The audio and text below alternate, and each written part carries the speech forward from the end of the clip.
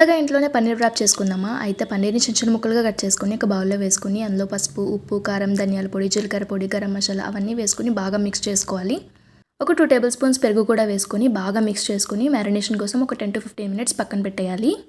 ఇంకా పన్నీర్‌ని పక్కకు తోసేసి క్యాప్సికమ్, ఉల్లిపాయ, టమాటా సన్నగా స్లైసెస్‌లా కట్ చేసి పెట్టుకోవాలి. ఒక నాన్ స్టిక్ పాన్ తీసుకొని అందులో ఒక 4 టేబుల్ స్పూన్స్ ఆయిల్ వేసుకొని ఆయిల్ వేడైన తర్వాత పన్నీర్ ముక్కల్ని బాగా ఫ్రై చేసుకోవాలి. రెండు వైపులా కూడా గోల్డెన్ రెడ్ కలర్ వచ్చేంత వరకు ఫ్రై చేసుకొని నెక్స్ట్ మనం కట్ చేసుకుని వెజిటబుల్స్ వేసేసుకోవాలి. ఇవి ఎక్కువసేపు ఫ్రై అవ్వక్కర్లేదు, కొంచెం పచ్చిగా ఉండాలి, గుర్తుపెట్టుకోండి. నేను వ్రాప్స్ యూస్ చేస్తున్నాను, మీ దగ్గర ఇవి లేకపోతే నార్మల్ చపాతీతో కూడా హ్యాపీగా యూస్ చేసుకోవచ్చు. రెండు వైపులా బాగా కాల్చుకొని మనం ప్రిపేర్ చేసుకునే స్టఫింగ్ని ఫిల్ చేసుకోవాలి.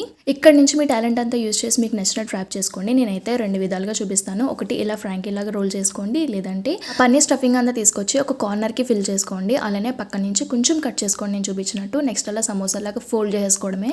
హెల్దీగా ఉండాలని సాసెస్ ఏం వేయలేదు, మీరు కావాలంటే టొమాటో సాస్, చీజ్ ఇలాంటివి కూడా వాడచ్చు. సో అంతే. వీడియో నచ్చితే లైక్ చేయండి, అలానే ఛానల్కి సబ్స్క్రైబ్